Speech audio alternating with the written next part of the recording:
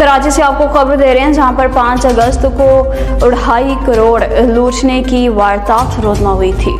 Karachi wing commander Qalandar wing Sindh rangers lieutenant colonel Ali Musa और SSP south की जानिब से मुश्तरका प्रेस कॉन्फ्रेंस की गई। 2.5 करोड़ रुपए लूटने की वारदात 5 अगस्त को पेड़ी के इलाका में हुई थी। रेंजर्स और पुलिस ने मुश्तरका तौर पर केस पर काम किया। पूरे पाकिस्तान में वारदातें करने वाला गिरोह सामने आया। मुल्क भर में ये गिरोह वारदातें कर चुका है। औरंगी, सल्सो और दीगर इलाकों से सरगना समेत 4 मुलजिमान गिरफ्तार किए गए। मुलजिमान से 3 पिस्टल और लुटी हुई रकम 1 करोड़ 92 लाख रुपए बरामद हुई है। 2 मोटरसाइकिल और मोबाइल फोन्स भी बरामद हुए हैं। मुलजिम शहर भर में वारदातें कर चुके हैं। ज्वेलरी शॉप्स, हाउस रॉबरीज और दीगर सैकड़ों वारदातों में मुलजिमान मुलविस रहे हैं। मुलजिमान ने सल्स में इसराफ से $200 लूटने का भी एतराफ़ किया है।